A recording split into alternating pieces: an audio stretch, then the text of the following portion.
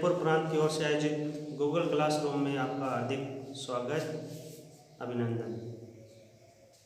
आज हम सब संज्ञा की परिभाषा और उसके प्रकार के बारे में जानेंगे।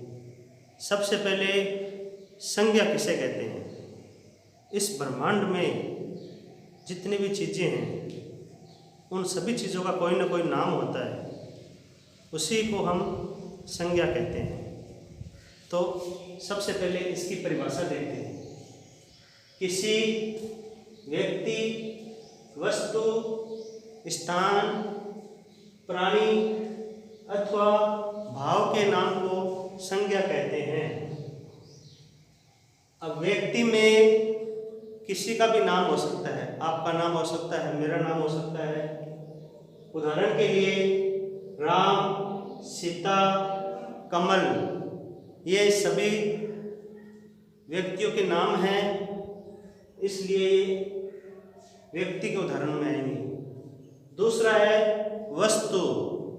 जितनी भी वस्तुएं होती है उन सभी के नाम होते हैं, वो वस्तु में आएंगे। जैसे पुस्तक, पेन, साइकिल, ये सभी वस्तुएं हैं।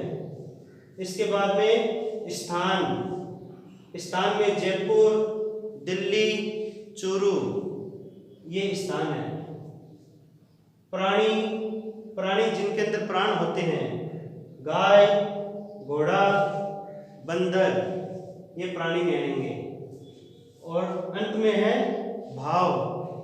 भाव में क्रोध, प्रेम, घृणा, ये सभी भाव को दर्शाते हैं, इसलिए ये भाव के उदाहरण हो गए। इसके बाद में संज्ञा के भेद। संज्ञा मुख्य रूप से 3 प्रकार की होती है: व्यक्तिवाचक, जातिवाचक, भाववाचक।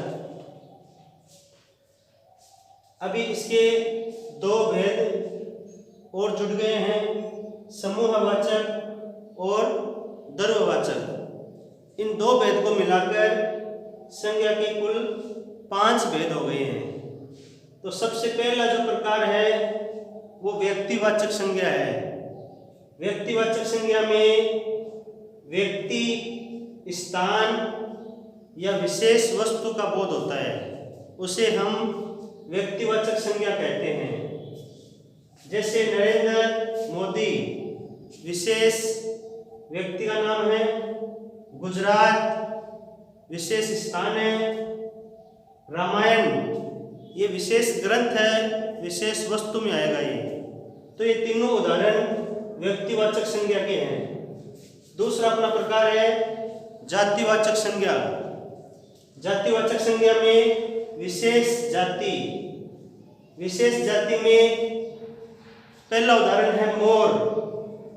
मोर में हमें मोर की जाति का पता चलता है, सारे मोर इसके अंदर आ जाते हैं। वृक्ष में जितने भी वृक्ष होते हैं वो सभी वृक्ष आ जाते हैं। और कवि में जितने भी कवि होते हैं वो सभी कवि आ जाते हैं। तो ये तीनों उदाहरण जातिवाचक संज्ञा में माने जाएंगे। तीसरा अपना प्रकार है भाववाचक संज्ञा। भाववाचक संज्ञा में भाव, गुण, दशा, इन 3 का बोध होता है। उदाहरण के लिए बुढ़ापा, मिठास और बचपन, ये तीनों भाव को दर्शाते हैं, इसलिए भाववाचक संज्ञा में आएंगे। जो नए प्रकार जुड़े हैं, समूहवाचक। किसी विशेष जाति के समूह को समूहवाचक संज्ञा कहते हैं। उदाहरण के लिए परिवार। परिवार एक समूह है। सेना, सेना भी एक समूह है। कक्षा, कक्षा भी एक समूह है। ये तीनों विशेष जाति के समूह को दर्शाते हैं, इसलिए ये समूहवाचक में आएंगे।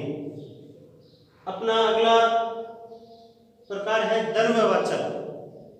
द्रव्यवाचक में ठोस, द्रव्य, गैस, ठोस में सोना और चांदी ये ठोस में आएंगे, पानी द्रव्य में आएगा और ऑक्सीजन है वो गैस में आएगी। ये तीनों उदाहरण द्रव्यवाचक संज्ञा के हैं। तो आज हमने संज्ञा की परिभाषा और उसके 5 प्रकार, उनकी भी परिभाषा और उनके उदाहरण की जानकारी प्राप्त की। धन्यवाद।